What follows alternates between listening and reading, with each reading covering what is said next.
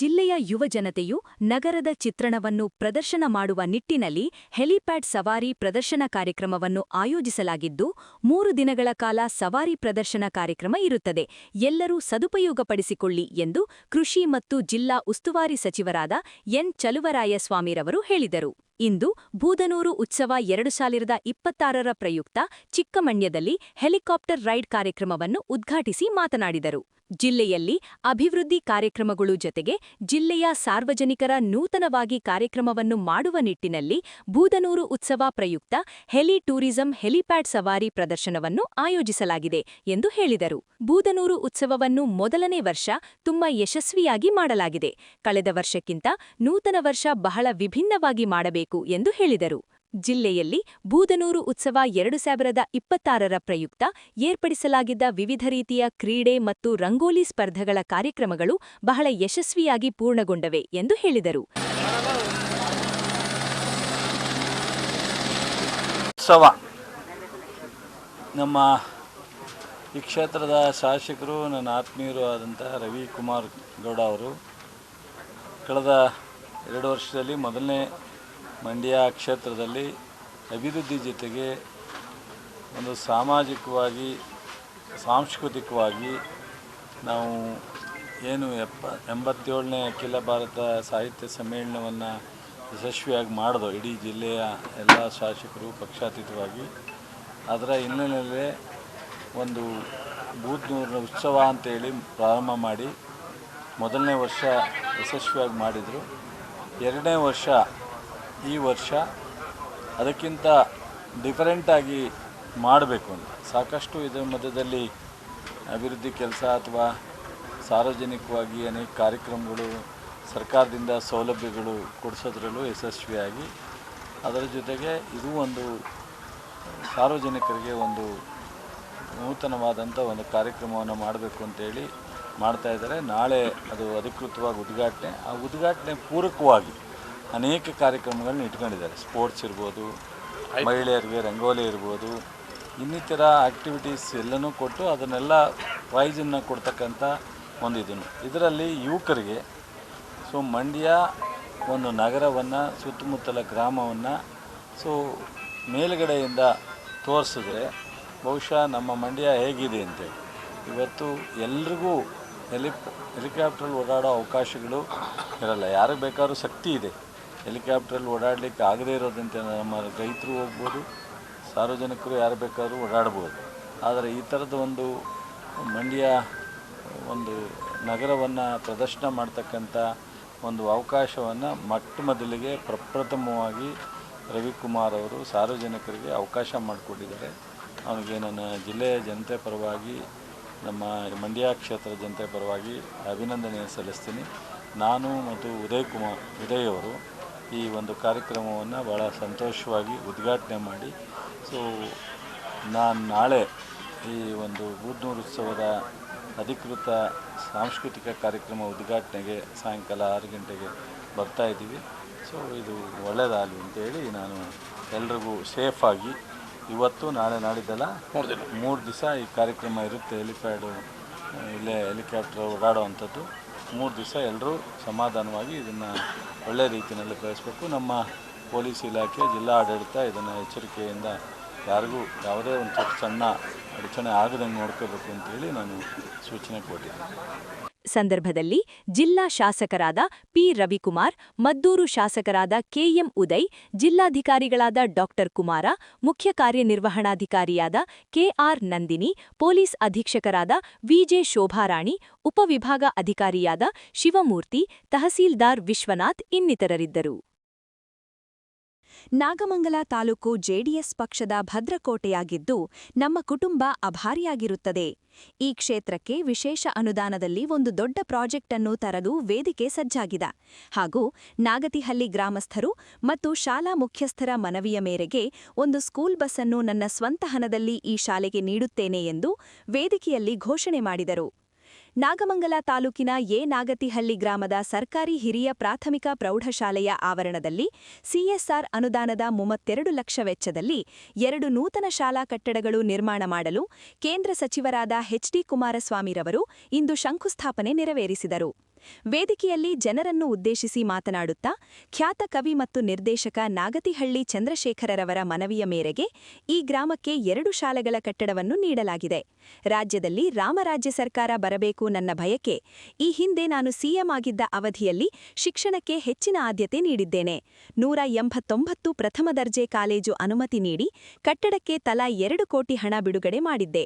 ಹಾಗೂ ಇದೇ ಸಂದರ್ಭದಲ್ಲಿ 56,000 ಶಿಕ್ಷಕರ ನೇಮಕಾತಿ ಪ್ರಕ್ರಿಯೆಯನ್ನು ಮಾಡಿದ್ದೇನೆ. ನನ್ನ ಬಹುದಿನದ ಆಸೆ ನಗರ ಪ್ರದೇಶದಂತೆ ಗ್ರಾಮೀಣ ಪ್ರದೇಶದಲ್ಲಿ ಎಲ್ಕೆಜಿಯಿಂದ ಪಿಯುಸಿವರೆಗೂ ಉಚಿತ ಶಿಕ್ಷಣ ನೀಡಬೇಕೆಂಬುದು. ಮುಂದಿನ ದಿನದಲ್ಲಿ ಬಹುಮತದೊಂದಿಗೆ ನಮ್ಮ ಮೈತ್ರಿ ಪಕ್ಷಕ್ಕೆ ಬೆಂಬಲ ನೀಡಬೇಕೆಂದರು ಕೋರಿದರು. ಒಂದು ಅಭಿಮಾನ ನನಗೆ ಗೊತ್ತಿದೆ. ಇವತ್ತು ಶಿಕ್ಷಣಕ್ಕೆ ನಾವು ಹೆಚ್ಚಿನ ಆದ್ಯತೆಯನ್ನು ಕೊಡಬೇಕು. ನಾನು ಹಿಂದೆ ಆಕಸ್ಮಿಕವಾಗಿ ಮುಖ್ಯಮಂತ್ರಿ ಆದಾಗಲೂ ನಮ್ಮ ರಾಜ್ಯದಲ್ಲಿ ಶಿಕ್ಷಣಕ್ಕೆ ಅತ್ಯಂತ ದೊಡ್ಡ ಮಟ್ಟದಲ್ಲಿ ಅವಕಾಶ ಕಲ್ಪಿಸಿಕೊಂಡಿದ್ದೆ. ಆ ಸಂದರ್ಭದಲ್ಲಿ ಸುಮಾರು 189 ಪ್ರಥಮ ದರ್ಜೆ ಕಾಲೇಜುಗಳಿಗೆ ಒಂದೇ ವರ್ಷದಲ್ಲಿ ಅನುಮತಿ ಕೊಟ್ಟಂಥದ್ದು, ಪ್ರತಿ ಶಾಲಾ ಕಟ್ಟಡಕ್ಕೆ 2 ಕೋಟಿ ಹಣ ಕೊಟ್ಟಂಥದ್ದು ಮತ್ತು ಆ ಸಂದರ್ಭದಲ್ಲಿ ಸುಮಾರು 56,000 ಜನ ನಮ್ಮ ಮಹಿಳೆಯರು ಮತ್ತು ಪುರುಷರ ಒಂದು ಟೀಚರ್ ಕೆಲಸಗಳಿಗೆ ಅವತ್ತು ತೆಗೆದುಕೊಂಡಂಥ ನಿರ್ಧಾರ ಆದಮೇಲೆ ಇನ್ಯಾವ ಸರ್ಕಾರಗಳು ತೆಗೆದುಕೊಳ್ಳಲಿಲ್ಲ. ಮೊದಲು ದೇವೇಗೌಡರು ಮುಖ್ಯಮಂತ್ರಿ ಆದಾಗ ಗೋವಿಂದ ಗೌಡರು ಶಿಕ್ಷಣ ಸಚಿವರಾಗಿ 1 ಲಕ್ಷ ಜನಕ್ಕೆ ಕೆಲಸ ಕೊಟ್ಟಿದ್ದರು. ಅದಾದ ನಂತರ ನಾನು 2006ರಲ್ಲಿ ಸುಮಾರು 56,000 ಜನ ಕೆಲಸ ಕೊಡ್ತಕ್ಕಂಥ ಕೆಲಸ ಏನು ಮಾಡಿದ್ರು. ನಮ್ಮ ಶಿಕ್ಷಣಕ್ಕೆ ಅದರಲ್ಲೂ ಗ್ರಾಮೀಣ ಪ್ರದೇಶದಲ್ಲಿ ನಗರ ಪ್ರದೇಶದಲ್ಲಿ ಇರ್ತಕ್ಕಂಥ ಶಿಕ್ಷಣ ಕೊಡಬೇಕು ಅನ್ನೋದು ನನ್ನ ಸ್ವಂತ ಅಭಿಪ್ರಾಯವೂ ನಾನು ಇಟ್ಕೊಂಡಿದ್ದೇನೆ. ಕಳೆದ ಬಾರಿ ನಾನು ನಾಡಿನ ಜನತೆ ಮುಂದೆ ಹೇಳಿದೆ, ಒಂದು ಅವಕಾಶ ನನಗೆ ಕಲ್ಪಿಸಿಕೊಟ್ರೆ ಇಡೀ ರಾಜ್ಯದಲ್ಲಿ ಪ್ರತಿ ಗ್ರಾಮ ಪಂಚಾಯತಿ ಕೇಂದ್ರದಲ್ಲಿ ಖಾಸಗಿಯವರು ಏನು ದೊಡ್ಡ ಮಟ್ಟದ ಶಿಕ್ಷಣಕ್ಕೆ ವ್ಯಾಪಾರಕ್ಕೋಸ್ಕರ ಮಾಡ್ಕೊಂಡಿದ್ದಾರೆ, ಉಚಿತವಾದಂಥ ಶಿಕ್ಷಣ ಪ್ರತಿ ಕುಟುಂಬಕ್ಕೂ ದೊರಕಬೇಕು ಅನ್ನೋದು ನನ್ನ ಅಭಿಪ್ರಾಯ. LKGಯಿಂದ PUCವರೆಗೆ 12ನೇ ತರಗತಿವರೆಗೆ ಉಚಿತವಾಗಿ ಶಿಕ್ಷಣ ಕೊಡಬೇಕು ಅನ್ನೋದು ನನ್ನ ಅಭಿಪ್ರಾಯ ಏನಿದೆ. ಬಹುಶಃ ಮುಂದಿನ ದಿನಗಳಲ್ಲಿ ನಿಮ್ಮೆಲ್ಲರ ಆಶೀರ್ವಾದ ಇವತ್ತು ರಾಜ್ಯದಲ್ಲಿ ನೋಡ್ತಾ ಇದ್ದೇವೆ ಯಾವ ರೀತಿ ಆಡಳಿತ ನಡೀತಾ ಇದೆ. ಜನಗಳಲ್ಲಿ ಈ ಬಾರಿ ಒಂದು ಹೊಸ ಸರ್ಕಾರ ತರಬೇಕು ಅಂತ ಹೇಳಿದ್ರೆ ಅದು ನಿಜವಾದ ರಾಮರಾಜ್ಯದ ಜನತಾ ಸರ್ಕಾರ ಬರಬೇಕು ಅನ್ನೋದು ನನ್ನ ಅಭಿಪ್ರಾಯ. ಜನತೆಯ ಭಾವನೆಗಳಿಗೆ ಜನತೆ ಏನು ನಿರೀಕ್ಷೆ ಇಟ್ಕೊಂಡಿದ್ದಾರೆ ಆ ರೀತಿಯ ಯೋಜನೆಗಳು ಬರಬೇಕು ಅನ್ನೋದು. 5 ವರ್ಷದ ಸರ್ಕಾರ ನಿಮ್ಮ ಆಶೀರ್ವಾದದಲ್ಲಿ ಈ ನಾಡಿನಲ್ಲಿ ಒಂದು ಒಳ್ಳೆಯ ಉತ್ತಮವಾದ ಆಡಳಿತ ತರಲಿಕ್ಕೆ ಮುಂದೆ ಹೋರಾಟ ಮಾಡಬೇಕು ಅನ್ನೋದೇನಿದೆ. ನಿಮ್ಮೆಲ್ಲ ಆಶೀರ್ವಾದದಿಂದ ಆರೋಗ್ಯದಲ್ಲೂ ಸಹ ಉತ್ತಮವಾದ ರೀತಿಯಲ್ಲಿ ಆ ಭಗವಂತ ಮತ್ತು ನಿಮ್ಮ ಒಂದು ಶುಭ ಹಾರೈಕೆಯಿಂದ ಚೆನ್ನಾಗಿದ್ದೇನೆ. ನನ್ನ ಆರೋಗ್ಯದ ಬಗ್ಗೆ ಯಾರೂ ಇವತ್ತು ಆತಂಕ ಪಡಬೇಕಾಗಿಲ್ಲ. ನಿಮ್ಮ ಆಶೀರ್ವಾದದಲ್ಲಿ ನಿಮ್ಮ ಜೊತೆಯಲ್ಲಿರ್ತೇನೆ. ನಾಗಮಂಗಲಕ್ಕೆ ವಿಶೇಷವಾದಂಥ ರೀತಿಯಲ್ಲಿ ಇವತ್ತು ನಿಮ್ಮ ಪ್ರೀತಿ ವಿಶ್ವಾಸ ನಮಗೇನು ಕೊಟ್ಟಿದ್ದೀರಿ, ಋಣ ನಮ್ಮ ಮೇಲೆ ಇಟ್ಟಿದ್ದೀರಿ. ಈ ತಾಲೂಕಿಗೆ ಏನಾದರೂ ಬೇರೆ ರೀತಿಯಲ್ಲಿ ಯೋಜನೆಗಳನ್ನು ತರಬೇಕು ಅನ್ನೋದು ನಾನೇನು ಮನದಲ್ಲಿ ಇಟ್ಕೊಂಡಿದ್ದೇನೆ. ಕಷ್ಟಪಟ್ಟು ಜೀವನ ಮಾಡ್ತಕ್ಕಂಥವ್ರು ನಾಗಮಂಗಲದ ಜನ ನಾನು ನೋಡಿದ್ದೇನೆ. ಇವತ್ತು ಸ್ವಾಮೀಜಿಯವರ ಕಾರ್ಯಕ್ರಮಕ್ಕೆ ಅವರು ರಾಜ್ಯದ ಸಣ್ಣ ಮತ್ತು ಮಧ್ಯಮ ಪತ್ರಿಕೆಗಳ ಏಳಿಗೆ ಸಂಬಂಧ ಸರ್ಕಾರಕ್ಕೆ ವರದಿ ನೀಡಿದ ಪತ್ರಿಕೋದ್ಯಮ ಭೀಷ್ಮ ಪಿ. ರಾಮಯ್ಯ ಮಂಡ್ಯ ಜಿಲ್ಲೆಯವರು ಎಂಬುದು ನಮ್ಮ ಹೆಮ್ಮೆ ಎಂದು ಮಂಡ್ಯ ಕಾರ್ಯನಿರತ ಪತ್ರಕರ್ತರ ಸಂಘದ ಮಾಜಿ ಜಿಲ್ಲಾಧ್ಯಕ್ಷ ಪಿ.ಜೆ. ಚೈತನ್ಯಕುಮಾರ್ ತಿಳಿಸಿದರು. ಹಿರಿಯ ಪತ್ರಕರ್ತರ ಪಿ. ರಾಮಯ್ಯ ಹಿಂದೂ ರಾಮಯ್ಯ ನಿಧನರಾದ ಹಿನ್ನೆಲೆ ನಗರದ ಪತ್ರಕರ್ತರ ಭವನದಲ್ಲಿ ಆಯೋಜಿಸಿದ್ದ ಶ್ರದ್ಧಾಂಜಲಿ ಸಭೆಯಲ್ಲಿ ರಾಮಯ್ಯ ಅವರ ಭಾವಚಿತ್ರಕ್ಕೆ ಪುಷ್ಪಾರ್ಚನೆ ಮಾಡಿ ಅವರು ಮಾತನಾಡಿದರು. ರಾಜ್ಯಮಟ್ಟದ ಆಂಗ್ಲ ಪತ್ರಿಕೆಯಲ್ಲಿ ಕೆಲಸ ಮಾಡುತ್ತಿದ್ದ ಪಿ. ರಾಮಯ್ಯ ಅವರು ಸಣ್ಣ ಮತ್ತು ಮಧ್ಯಮ ಪತ್ರಿಕೆಗಳ ಅಭಿವೃದ್ಧಿಗೆ ಶ್ರಮಿಸಿದರು. ಇದರ ಸಲುವಾಗಿ ಇಡೀ ರಾಜ್ಯಾದ್ಯಂತ ಸಂಚರಿಸಿ ಪತ್ರಿಕೆಗಳು ಎದುರಿಸುತ್ತಿರುವ ಸಮಸ್ಯೆಗಳನ್ನು ಅವಲೋಕಿಸಿ ಸರ್ಕಾರಕ್ಕೆ ವರದಿ ಸಲ್ಲಿಸಿದ ಫಲವಾಗಿ ಇಂದು ಈ ಪತ್ರಿಕೆಗಳ ಸಂಪಾದಕರು ಇನ್ನೂ ಪತ್ರಿಕೆಗಳನ್ನು ನಡೆಸುವಂತಾಗಿದೆ ಎಂದು ಸ್ಮರಿಸಿದರು. ಈಗ ಅವರಿಗೆ ನಿಧನ ಆಗಿದ್ದಾರೆ, ಈಗಲಾದರೂ ಅದನ್ನು ಜಾರಿ ತಗೊಂಬರಿ ಅಂತ ಹೇಳಿ ಸರ್ಕಾರ ಒತ್ತಾಯ ಮಾಡಬೇಕಾಯ್ತು. ನಾವು ಅವರು ನಿಧನ ಆಗಿದ್ದು ನಿಜಕ್ಕೂ ಭಾಳ ಆರೋಗ್ಯವಾಗಿದ್ದರು. ಮೊನ್ನೆ ಇದ್ಯಾವುದೋ ಫಂಕ್ಷನ್ಗೆ ನಾವು ಬರೋಕ್ಕೆ ಹೇಳ್ದಾಗೂ ಎಲ್ಲ ಊರಿಗೆ ಹೋಗ್ತಾ ಇದ್ದೀನಿ ಆಗಲ್ಲ ಅಂದರು. ಆಮೇಲೆ ಊರಲ್ಲೇ ಬಂದು ಅಲ್ಲೂ ಒಂದು ಮನೆ ಕಟ್ಟಿಸಿ ಊರಲ್ಲೂ ಇದು ಮಾಡ್ಕೊಂಡಿದ್ರು. ಅವ್ರ ಊರಲ್ಲೂ ಒಂದು ದೇವಸ್ಥಾನಗಳೆಲ್ಲ ಭಾಳ ಜೋರಾಗಿ ಮಾಡಿಸಿದ್ರು. ದೇವೇಗೌಡರನ್ನೆಲ್ಲ ಕರೆಸಿ ಎಲ್ಲ ಇದು ಮಾಡಿದ್ರು. ಅವರು ವಿಧಾನ ಪರಿಷತ್ ಸದಸ್ಯ ಆಗಿದ್ದರು. ಪಿ ರಾಮಯ್ಯನವರು ನಮ್ಮ ಜಿಲ್ಲೆಯವರು ಅಂತ ಹೇಳಿದ್ರು ಕೂಡ ನಮಗೆಲ್ಲ ಹೆಮ್ಮೆ ವಿಷಯ ಅದು. ಇವತ್ತೆಲ್ಲ ಅವರ ನಿಧನಕ್ಕೆ ಭಗವಂತ ಅವರ ಆತ್ಮಕ್ಕೆ ಶಾಂತಿ ಕೊಡಲಿ ಅಂತ ಪ್ರಾರ್ಥಿಸಿ. ಕಾರ್ಯನಿರತ ಪತ್ರಕರ್ತರ ಸಂಘದ ಉಪಾಧ್ಯಕ್ಷ ಮತ್ತಿಕೇರೆ ಜಯರಾಮ್ ಮಾತನಾಡಿ, ಪಿ ರಾಮಯ್ಯ ಅವರು ಪತ್ರಿಕೋದ್ಯಮದಲ್ಲಿ ಮಂಡ್ಯ ಜಿಲ್ಲೆಯ ಹೆಸರನ್ನು ಅತಿ ಎತ್ತರಕ್ಕೆ ಕೊಂಡೊಯ್ದವರು. ರಾಜ್ಯಾದ್ಯಂತ ಸಂಚರಿಸಿ ಸಣ್ಣ ಮಧ್ಯಮ ಪತ್ರಿಕೆಗಳ ಹಿತ ಕಾಯುವ ಸಲುವಾಗಿ ಅವುಗಳ ಅಭ್ಯುದಯಕ್ಕೆ ಶ್ರಮಿಸಿ ಸಾಕಷ್ಟು ಸವಲತ್ತುಗಳನ್ನು ಒದಗಿಸಿದರು. ಪತ್ರಕರ್ತರಾಗಿ ವಿಧಾನ ಪರಿಷತ್ತಿಗೆ ಆಯ್ಕೆಯಾದ ಮೊದಲಿಗರು. ಅವರ ನಂತರ ಈಗ ಶಿವಕುಮಾರ್ ಅವರು ವಿಧಾನ ಪರಿಷತ್ತಿಗೆ ಆಯ್ಕೆಯಾಗಿ ಅವರ ಹಾದಿಯಲ್ಲಿ ಸಾಗಿದ್ದಾರೆ ಎಂದು ಹೇಳಿದರು. ಪಿ ರಾಮಯ್ಯನವರು ಮಂಡ್ಯ ಹೆಸರನ್ನು ಪತ್ರಿಕೋದ್ಯಮದಲ್ಲಿ ಭಾಳ ಎತ್ತರಕ್ಕೆ ತಗೊಂಡೋದಂಥವರು. ಮಂಡ್ಯ ಜಿಲ್ಲೆ ಜೊತೆಗೆ ವಿಶೇಷವಾಗಿ ಅವರ ಸ್ವಂತ ತಾಲೂಕು ನಾಗಮಂಗಲದ ಜೊತೆಗೆ ಅವಿನಾಭಾವ ಸಂಬಂಧವನ್ನು ಬೆಳೆಸ್ಕೊಂಡಿದ್ರು. ನಮ್ಮ ಚೈತನ್ಯ ಕುಮಾರ್ ಸರ್ ಹೇಳ್ದಂಗೆ ಅವರು ಒಂದು ರಾಷ್ಟ್ರ ಮಟ್ಟದ ಪತ್ರಿಕೆಯಲ್ಲಿ ಕೆಲಸ ಮಾಡ್ತಾಯಿದ್ರು ಕೂಡ ಸಣ್ಣ ಪತ್ರಿಕೆಗಳು ಮತ್ತು ಮಧ್ಯಮ ಪತ್ರಿಕೆಗಳ ಅಭ್ಯುದಯದ ನಿಟ್ಟಿನಲ್ಲಿ ಅವರೊಂದು ಸರ್ಕಾರಕ್ಕೆ ಕೊಟ್ಟಂಥ ವರದಿ ಭಾಳ ಪರಿಣಾಮಕಾರಿಯಾಗಿತ್ತು ಮತ್ತು ಅಷ್ಟೇ ಸಾಕಷ್ಟು ಸೌಲಭ್ಯಗಳನ್ನು ಕಲ್ಪಿಸೋ ನಿಟ್ಟಿನಲ್ಲಿ ಭಾಳ ಪ್ರಮುಖವಾದ ಪಾತ್ರವನ್ನು ವಹಿಸಿತ್ತು.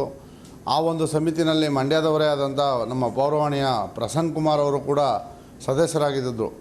ಅವತ್ತಿನ ಸಂದರ್ಭದಲ್ಲಿ ನಾನು ಆಗ ಪೌರವಾಣಿ ಪತ್ರಿಕೆಯಲ್ಲೇ ಕೆಲಸ ಮಾಡ್ತಿದ್ದೆ.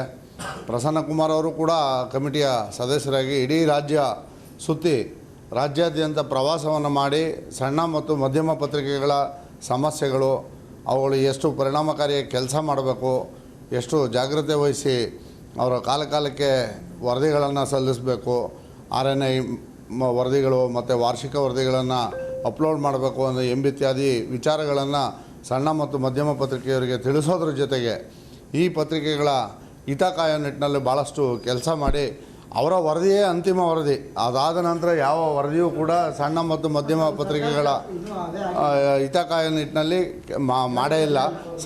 ಸಮಿತಿನೂ ಕೂಡ ರಚನೆ ಮಾಡಿಲ್ಲ. ಏನು ರೇಟ್ ಎನ್ಹಾನ್ಸ್ ಇರ್ಬೋದು, ಈ ಪ್ರತಿಯೊಂದು ವಿಚಾರನೂ ಕೂಡ ಅವರ ವರದಿನಲ್ಲಿ ಸೇರಿತು ಅನ್ನೋದು ನಿಜಕ್ಕೂ ಎಲ್ಲ ನಮ್ಮ ಸುದ್ದಿ ಮಾಧ್ಯಮದ ವಿಶೇಷವಾಗಿ ಸಣ್ಣ ಮತ್ತು ಮಧ್ಯಮ ಪತ್ರಿಕೆಗಳ ಮಾಲೀಕರು, ಅಲ್ಲಿ ಕೆಲಸ ಮಾಡಿದಂಥ ಸಂಪಾದಕರು, ಪತ್ರಕರ್ತರಿಗೆ ಭಾಳ ವರದಾನವಾಗಿತ್ತು. ಅದೇ ಥರ ಈ ಪಿ ರಾಮಯ್ಯನವರು ಪತ್ರಿಕೋದ್ಯಮದಲ್ಲಿ ಪತ್ರಕರ್ತರಾಗಿ ಗುರುತಿಸ್ಕೊಂಡು ಮೊದಲ ಬಾರಿಗೆ ವಿಧಾನ ಪರಿಷತ್ಗೆ ನಾಮಕರಣ ಆದಂಥವರು. ಒಬ್ಬ ಪತ್ರಕರ್ತರನ್ನ ಈ ಎರಡನೇ ಬಾರಿ ಮತ್ತೆ ಶಿವಕುಮಾರ್ ಅವ್ರನ್ನ ನಾಮಕರಣ ಮಾಡಿದ್ದಾರೆ.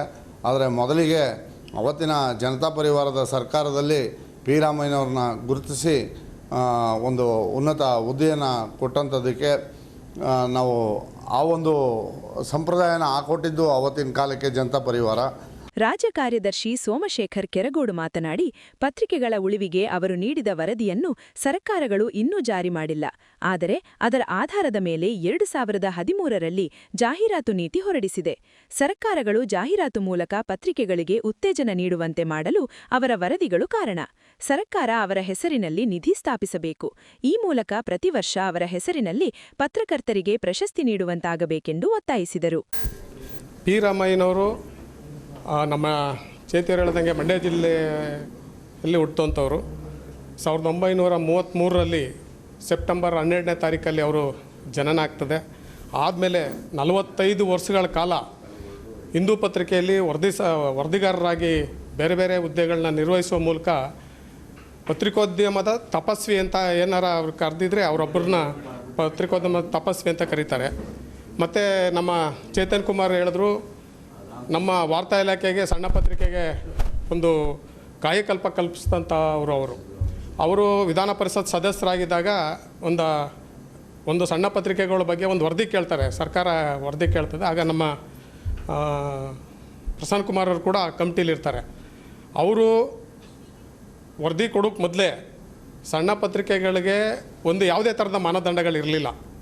ಅಂದರೆ SC/STಗಳು 1 ವರ್ಷ, ಜನರಲ್ 2 ವರ್ಷ ಅಷ್ಟೇ ಸೇರ್ಕೊಳ್ಬೇಕಂತ ಬಿಟ್ಟರೆ ಯಾವ ಥರದ ಜಾಹೀರಾತಲ್ಲಿ ಆಗಿ ಅವ್ರಿಗೆ ಮೈಲೇಜ್ ಕೊಡಬೇಕು ಅಂತಕ್ಕಂಥದ್ದು ಯಾವುದೇ ಮಾನದಂಡ ಇರಲಿಲ್ಲ.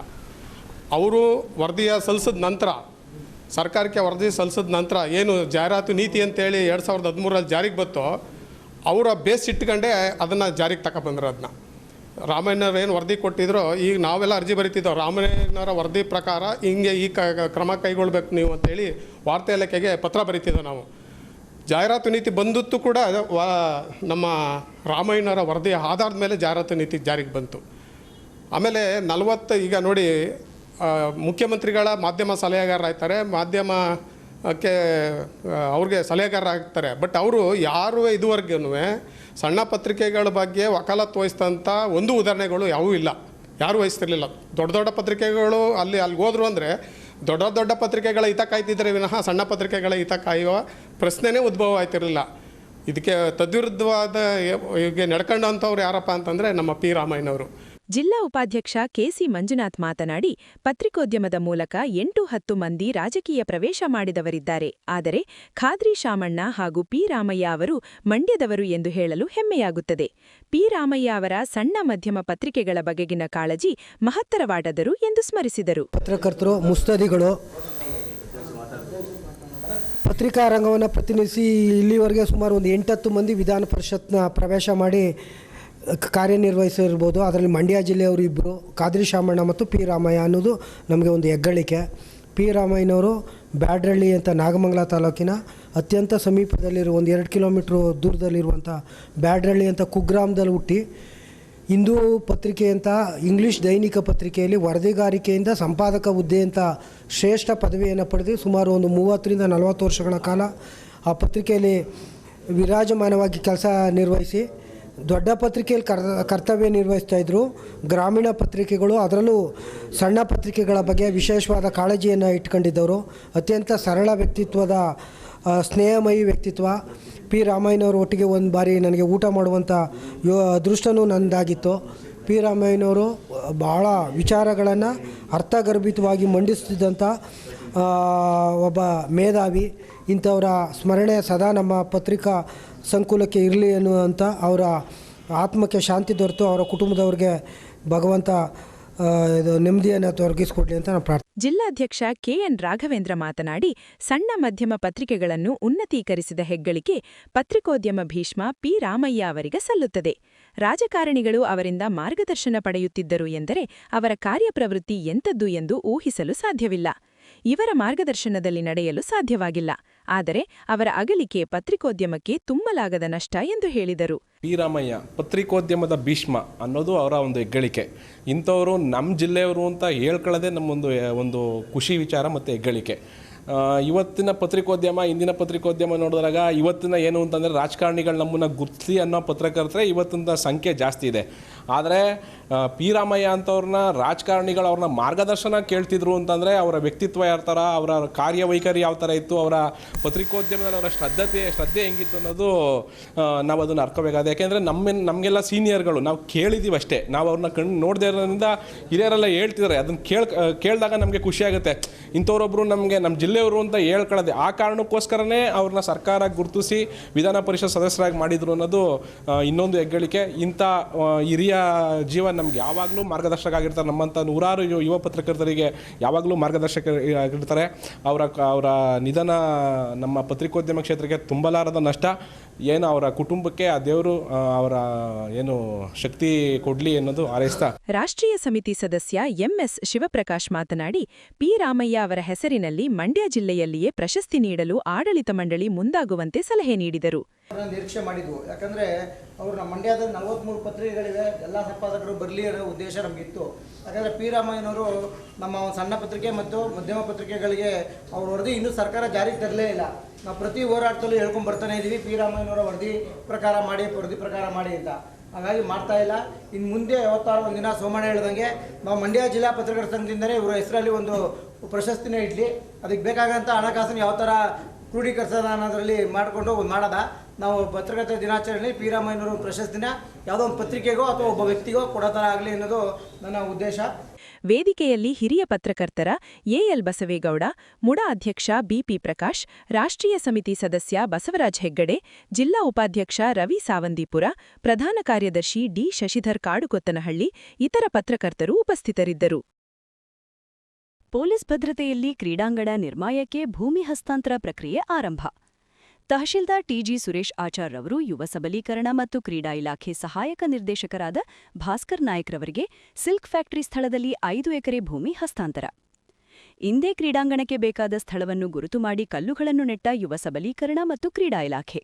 ಯುವ ಸಬಲೀಕರಣ ಮತ್ತು ಕ್ರೀಡಾ ಇಲಾಖೆ ಸಹಾಯಕ ನಿರ್ದೇಶಕರಾದ ಭಾಸ್ಕರ್ ನಾಯಕ್ ಮಾತನಾಡಿ, ಟಿ ನರಸೀಪುರ ಹಾಗೂ ವರುಣಾ ವಿಧಾನಸಭಾ ಕ್ಷೇತ್ರಗಳ ಕ್ರೀಡಾಪಟುಗಳಿಗೆ ಕ್ರೀಡಾಂಗಣ ನಿರ್ಮಾಣದಿಂದ ಅತ್ಯಂತ ಸಹಕಾರಿಯಾಗಲಿದ್ದು, ರಾಜ್ಯ, ರಾಷ್ಟ್ರ ಹಾಗೂ ಅಂತಾರಾಷ್ಟ್ರೀಯ ಮಟ್ಟದಲ್ಲಿ ತಮ್ಮ ಪ್ರತಿಭೆ ಗುರುತಿಸಿಕೊಂಡು ಭವಿಷ್ಯ ರೂಪಿಸಿಕೊಳ್ಳಲು ವರದಾನವಾಗಲಿದೆ.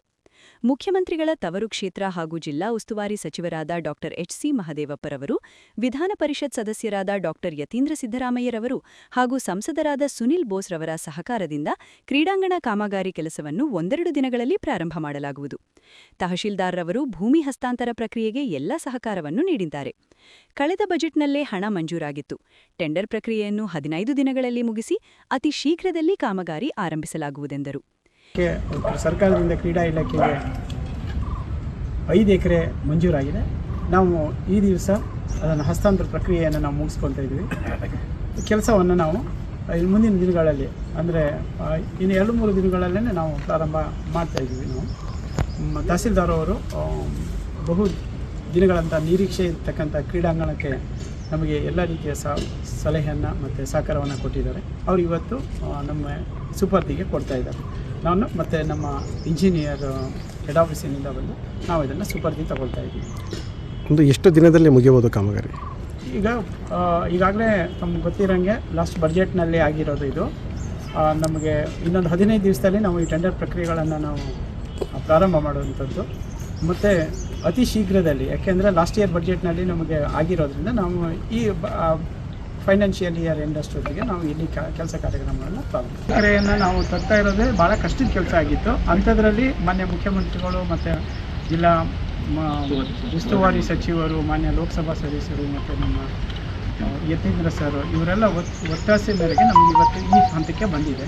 ಇದಕ್ಕೆಲ್ಲ ತಮ್ಮೆಲ್ಲರ ಸಹಕಾರ ಬೇಕು. ಮತ್ತು ನಮ್ಮ ಟಿ ನರಸೀಪುರದಲ್ಲಿ ಇರ್ತಕ್ಕಂಥ ಕ್ರೀಡಾ ವಿದ್ಯಾರ್ಥಿಗಳ ಭವಿಷ್ಯವನ್ನು ನಾವು ಇಟ್ಕೊಂಡು ಅವರನ್ನು ರಾಷ್ಟ್ರೀಯ ಮತ್ತು ಅಂತಾರಾಷ್ಟ್ರೀಯ ಮಟ್ಟದಲ್ಲಿ ಕ್ರೀಡಾಪಟುಗಳ ಆಗೋದಕ್ಕೆ ಏನು ಸಾಧ್ಯನೋ ಅದನ್ನು ನಾವು ಪ್ರಯತ್ನ ಮಾಡಬೇಕು. ಇದು ಮೊದಲು. ಇದೇ ಸಂದರ್ಭದಲ್ಲಿ ತಾಲೂಕು ಪಂಚಾಯಿತಿ ಮಾಜಿ ಉಪಾಧ್ಯಕ್ಷ ಡಾ ಬಿ ಮಾರಯ್ಯ ಮಾತನಾಡಿ, ಮುಖ್ಯಮಂತ್ರಿಗಳು 2 ಕ್ಷೇತ್ರಗಳ ಜನತೆಯ ಹಾಗೂ ಕ್ರೀಡಾಪಟುಗಳ ಒತ್ತಾಯದ ಮೇರೆಗೆ ಜರೂರಾಗಿ ಕ್ರೀಡಾಂಗಣ ನಿರ್ಮಾಣವಾಗಬೇಕೆಂದು ಸಂಬಂಧಿಸಿದ ಇಲಾಖೆ ಅಧಿಕಾರಿಗಳಿಗೆ ಸೂಚಿಸಿದ ಹಿನ್ನೆಲೆಯಲ್ಲಿ ಮೈಸೂರು ಹಾಗೂ ಟಿ ನರಸೀಪುರ ತಾಲೂಕಿನ ಅಧಿಕಾರಿಗಳು ಸ್ಥಳಕ್ಕೆ ಭೇಟಿ ನೀಡಿ ಭೂಮಿ ಹಸ್ತಾಂತರ ಪ್ರಕ್ರಿಯೆ ಮಾಡಿದ್ದು, ಸಿಲ್ಕ್ ಫ್ಯಾಕ್ಟರಿಯಲ್ಲಿ ಕೆಲಸ ಮಾಡುತ್ತಿರುವ ಕಾರ್ಮಿಕರಿಗೆ ಯಾವುದೇ ರೀತಿಯ ತೊಂದರೆಯಾಗುವುದಿಲ್ಲ. ಅವರು ಆತಂಕ ಪಡುವುದು ಬೇಡ. ಹೆಚ್ಚುವರಿ ಜಾಗದಲ್ಲಿ ಕ್ರೀಡಾಂಗಣ ನಿರ್ಮಾಣವಾಗುತ್ತಿದೆ. ಪ್ರಸ್ತುತ ಇರುವ ಜಾಗದಲ್ಲಿ ಕಾರ್ಮಿಕರು ತಮ್ಮ ಕೆಲಸವನ್ನು ಮಾಡಿಕೊಂಡು ಹೋಗಬಹುದೆಂದರು. ಸಾಹೇಬ್ರವರು, ಸುನೀಲ್ ಅವರು ಈ ಒಂದು ಟಿ ನರಸೀಪುರ ಮೀಸಲು ಕ್ಷೇತ್ರ ಮತ್ತು ವರುಣಾ ಕ್ಷೇತ್ರದಲ್ಲಿ ಕ್ರೀಡಾಂಗಣ ಆಗಬೇಕು ಅಂತ ಸುಮಾರು ದಿನಗಳಿಂದ ಒಂದು ಬೇಡಿಕೆ ಇತ್ತು. ಇವತ್ತು 4 ಜನ ಮಾನ್ಯರು ಸೇರಿ ಈ ಕ್ರೀಡಾಂಗಣವನ್ನು ಬಲು ಜರೂರಾಗಿ ಮಾಡಬೇಕು ಅಂತ ತಹಸೀಲ್ದಾರ್ರಿಗೆ ಆದೇಶ ಮಾಡಿದರು. ತಹಸೀಲ್ದಾರ್ ಸಾಹೇಬ್ರವರು ಬಂದು ಇವತ್ತು ಸರ್ವೇವರು ಮತ್ತು ಈ ಡಿಪಾರ್ಟ್ಮೆಂಟ್ನವ್ರು ಬಂದು ಇವತ್ತು ಹಸ್ತಾಂತರವಾಗಿ ಅವರು ತಗೊಂಡಿದ್ದಾರೆ. ಕ್ರೀಡೆ ಇಲಾಖೆಯವರು ಮುಂದೆ ಇಲ್ಲಿ ಕಾರ್ಮಿಕರು ಯಾರು ಕೆಲಸ ಮಾಡ್ತಾ ಇದ್ದಾರೆ ಅವ್ರಿಗೇನು ತೊಂದರೆ ಆಗೋದಿಲ್ಲ. ಯಾರು ಹೆಣ್ಮಕ್ಳಿರ್ಬೋದು ಗಂಡು ಮಕ್ಳಿರ್ಬೋದು, ತೊಂದರೆ ಆಗೋದಿಲ್ಲ. ಸುಮ್ಮನೆ ಯಾರೋ ಹೇಳೋದು ಮಾತನ್ನ ಕೇಳೋದು ಬೇಡ, ಗಲಾಟೆ ಮಾಡ್ಕೊಳ್ಳೋದು ಬೇಡ. ಹಂಗೇನಾದ್ರು ಇತ್ತು ಅಂತ ಅಂದರೆ ಮಾನ್ಯ ಮುಖ್ಯಮಂತ್ರಿಗಳಿಗೆ ಮತ್ತು ಉಸ್ತುವಾರಿ ಮಂತ್ರಿಗಳ ಹತ್ರ ನಾವು ಕೂಡ ಬಂದು ಈ ಥರ ಎಲ್ಲ ಬಡವರು ಕೂಡ ಇಲ್ಲಿ ಕೆಲಸ ಮಾಡ್ತಾ ಇದ್ದಾರೆ, ಅವ್ರಿಗೆ ತೊಂದರೆ ಆಗಬಾರ್ದು, ದಯಮಾಡಿ ಅವ್ರಿಗೊಂದು ಭಾಗನ ಉಳಿಸ್ಕೊಡ್ಬೇಕು ಅನ್ನೋದನ್ನು ಕೂಡ ನಾವೆಲ್ಲ ಮುಖಂಡರುಗಳು ಅದನ್ನು ಕೂಡ ಮಾತಾಡ್ತಾ ಇದ್ದೀವಿ. ಇಲ್ಲಿ ಕಾರ್ಮಿಕರು ಸುಮ್ಮನೆ ಏಕಾಏಕಿ ಕೆಲಸ ಮಾಡೋಕ್ಕೆ ಬಂದಾಗ ತಡೆಯೋದು ಮಾಡೋದು ಬೇಡ. ಅವ್ರಿಗೆ ತೊಂದರೆ ಆದಾಗ ನಮಗೂ ತೊಂದರೆ ಆದಂಗೆ ಆಗುತ್ತೆ. ಇವತ್ತು ವಾಕ್ ಮಾಡಬೇಕಾದ್ರೆ ಇಲ್ಲಿಂದ ಬನ್ನಳ್ಳಿ ಉಂಡಿ ಗಂಟೆ ಹೋಗಬೇಕು ಜನರು, ವಯಸ್ಸಾದವರು, ಹೆಣ್ಣು ಮಕ್ಕಳು ಎಲ್ಲರೂ ಹೋಗಿ ಇವತ್ತು ರೋಡ್ನಲ್ಲಿ ಬಿದ್ದಿರೋ ಅಂಥದ್ದು ಬೇಕಾದಷ್ಟು ಆಗಿದೆ. ಆದ್ದರಿಂದ ಮಾನ್ಯ ಮುಖ್ಯಮಂತ್ರಿಗಳು, ಈ ರಾಜ್ಯದ ಮುಖ್ಯಮಂತ್ರಿಗಳು ಇಲ್ಲಿಗೆ ಕ್ರೀಡಾಂಗಣ ಕೊಟ್ಟಿದ್ದಾರಲ್ಲ, ಅದು ನಮ್ಮ ಒಂದು ಅದೃಷ್ಟ. ಆದ್ದರಿಂದ ದಯಮಾಡಿ ಏನೋ ಕಾರ್ಮಿಕರು ಇದ್ದೀರಿ, ಯಾರು ಕೂಡ ಅದನ್ನು ತಡೆಯೋದು ಬೇಡ. ಏನು ಹಸ್ತಾಂತರ ಮಾಡಿದ್ದಾರೆ ಇವತ್ತು, ಅವರು ನಾಳೆಯಿಂದ ಕೆಲಸ ಮಾಡಲಿ. ಯಾವಾಗಲೂ ಕೂಡ ನಮ್ಮ ಪೊಲೀಸ್ ಇಲಾಖೆಯವರು ಇರ್ಬೋದು, ಸರ್ಕಲ್ ಇನ್ಸ್ಪೆಕ್ಟರ್ ಇರ್ಬೋದು, ತಹಸೀಲ್ದಾರರು ಇರ್ಬೋದು, ಇಲ್ಲಿ ಬಂದು ದಿನನಿತ್ಯ ಅವರು ಇದು ಮಾಡೋಕ್ಕಾಗೋದಿಲ್ಲ. ಆಫೀಸ್ ಕೆಲಸಗಳು ಬೇಕಾದಷ್ಟು ಇರ್ತದೆ. ದಯಮಾಡಿ ಕ್ರೀಡೆ ಇಲಾಖೆಗೆ ಇವತ್ತು ಕೊಟ್ಟಿದ್ದಾರೆ. ಮಾನ್ಯ ಮುಖ್ಯಮಂತ್ರಿಗಳ ಕ್ಷೇತ್ರ ಇದು, ಮಾದೇವಪ್ಪನವ್ರ ಕ್ಷೇತ್ರ, ಯತೀಂದ್ರ ಸಾಹೇಬ್ರ ಕ್ಷೇತ್ರ, ಸುನೀಲ್ ಅವ್ರ ಕ್ಷೇತ್ರ. ಯಾರು ಕೂಡ ಬೇರೆ ರೀತಿ ಯೋಚನೆ ಮಾಡೋದು ಬೇಡ. ನಾವು ಎಲ್ಲರೂ ಸೇರಿ ಈ ಕಾರ್ಮಿಕರ ಜೊತೆ ನಾವು ಇರ್ತೀವಿ ಅಂತ ಈ ಸಂದರ್ಭದಲ್ಲಿ ನಾನು ಕೂಡ ಹೇಳ್ತೀನಿ. ಯಾಕಪ್ಪ ಅಂತ ಅಂದರೆ ಇಲ್ಲಿ ಬಂದಿರೋರೆಲ್ಲ ಬಡ ಹೆಣ್ಮಕ್ಳು ಗಂಡು ಮಕ್ಕಳು, ಅವ್ರಿಗೆಲ್ರಿಗೂ ಇಲ್ಲಿಂದ ಖಾಲಿ ಮಾಡಿಬಿಡ್ತಾರೆ, ಇವ್ರು ಹೊಟ್ಟೋಗ್ಬೋದು ಅನ್ನೋದನ್ನು ಒಂದು ಊಹೆ ಸುಳ್ಳು ಹೇಳೋದನ್ನು ಬೇಡ. ಇಲ್ಲಿ ತಪ್ಪು ಸಂದೇಶ ಆಗೋದು ಬೇಡ.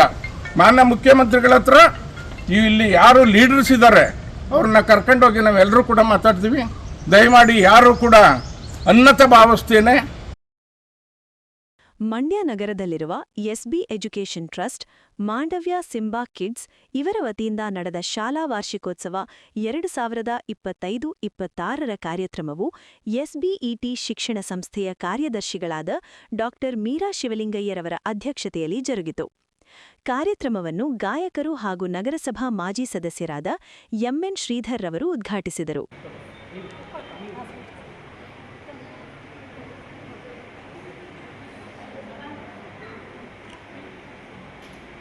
ಮೀರಾಬೇಡವರ ಶಿವಲಿಂಗಯ್ಯರ ಅವರ ಸಹೋದರ ರಾಜನವರ ಅವರು ಮಾಡಿರುವಂಥ ಸಹಾಯಗಳು ನಾನು ಯಾರೇ ವಿದ್ಯಾರ್ಥಿಗಳು ಹೋಗಿ ಈ ಮಕ್ಕಳಿಗೆ ಸ್ವಲ್ಪ ಸಹಾಯ ಮಾಡಿ ಯಾವತ್ತೂ ಅವಶ್ಯಕತೆಯಿಲ್ಲ. ಅವರ ಮಕ್ಕಳ ಫೀಸ್ ಈಗ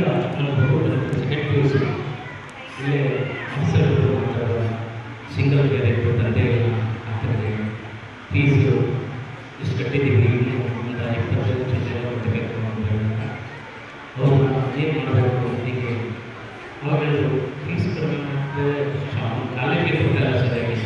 ಯಾಕಪ್ಪ ನೀನು 10 ದಿವಸ ಕರೆಕ್ಟಾಗಿ ಕಾಲೇಜ್ ಹೋಗ್ಬೇಡ, ನಿಮಗೆ ಉಳ್ಕೊಳ್ಳೋ ವ್ಯವಸ್ಥೆ ಮಾಡ್ಕೊಡ್ತೀನಿ, ಊಟದ ವ್ಯವಸ್ಥೆ ಮಾಡ್ಕೊಡ್ತೀನಿ, ನಿನ್ನ ವಾಕಿಂಗ್ ಫೀಸ್ 1 ರೂಪಾಯಿ ಕೊಡಬೇಡ ನೀನು ಅಂತೇಳಿ ಉದಾಹರಣೆಗೆ ಸಹಾಯ ಮಾಡುವಂಥದ್ದು ಮೀರಾ ಮೇಡಮ್. ನಾನು ಈ ಚೌತಿಗಳಿಗೆ ಇಷ್ಟೇ ಬರೋದು ಅಂದರು. ಹಾಗೆ ಯಾರು ಶಾಲಾ ಕಾಲೇಜುಗಳಿಗೆ ನಮ್ಮ ಯಾರು ಆನ್ಲೈನ್ ಬರೀಗೆ ಹೆಸರು ನಿದರ್ಶನಗಳಿಲ್ಲ. ಹಾಗಾಗಿ ಒಂದು ಹೇಳಕ್ಕೆ ಇಷ್ಟಪಡ್ತೀನಿ, ನಾನು ಈ ಸಂಸ್ಥೆ ನಡೆಸೋದು ಬಹಳ ಕಷ್ಟ.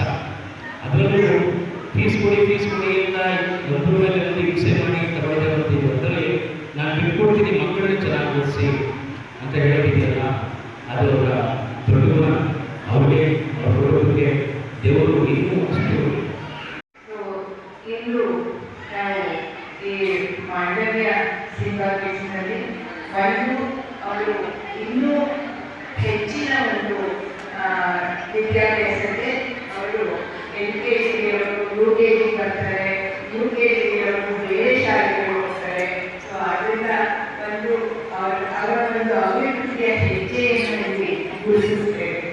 ಸೊ ಹಾಗೆಯೇ ಆ ಮಕ್ಕಳು ಏನೆಲ್ಲ ಕಲಿಯುತ್ತಾರೆ, ಏನೆಲ್ಲ ಅವರ ಒಳಗಿನ ಶಕ್ತಿ ಏನಿದೆ ಅದೆಲ್ಲವೂ ನಮಗೆ ಪ್ರಚುರಪಡಿಸ್ಕೊಳ್ತಾರೆ.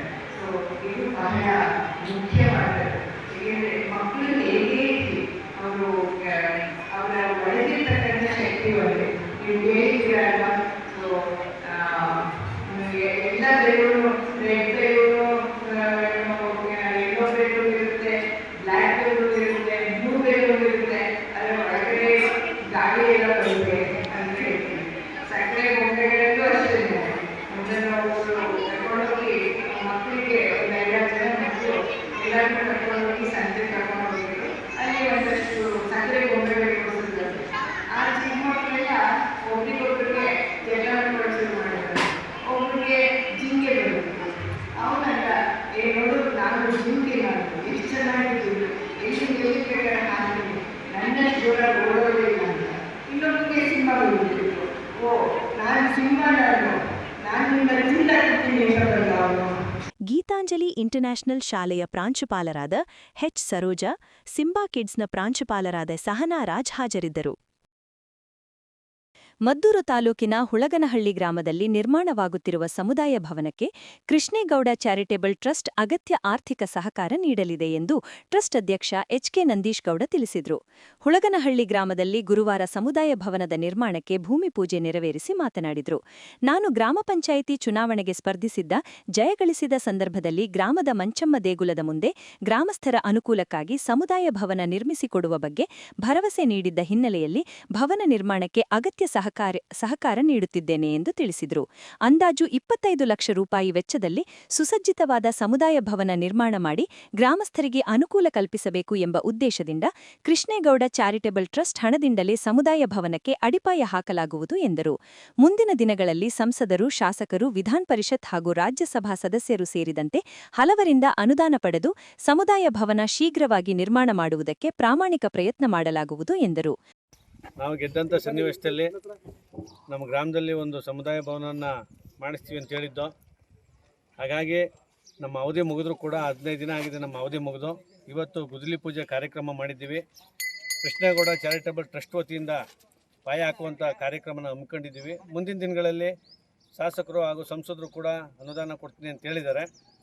ಸುಮಾರು ಒಂದು 20 ಲಕ್ಷ ವೆಚ್ಚದಲ್ಲಿ ಈ ಒಂದು ಡೈನಿಂಗ್ ಹಾಲು, ಅಡುಗೆ ಕೋಣೆ ಮಾಡಬೇಕು ಅಂತ ಅಂದ್ಕೊಂಡಿದ್ದೀವಿ. ಮುಂದಿನ ದಿನಗಳಲ್ಲಿ ಸಂಪೂರ್ಣವಾಗಿ ಕಾಮಗಾರಿನ ಪೂರ್ಣ ಮಾಡ್ತಾರೆ. ಅವ್ರು ಕೊಡ್ತಾರೋ ಬಿಡ್ತಾರೋ, ಬಟ್ ಕಾಮಗಾರಿನ ಸಂಪೂರ್ಣವಾಗಿ ಮಾಡುವಂಥ ಜವಾಬ್ದಾರಿ, ಭರವಸೆ ನಮ್ಮದೇ. ಹಾಂ, ಮಾಡಬೇಕು. ಆಯ್ತು, ಇದೊಂದಾದ್ರೂ ಸಾಕು ನಮಗೆ.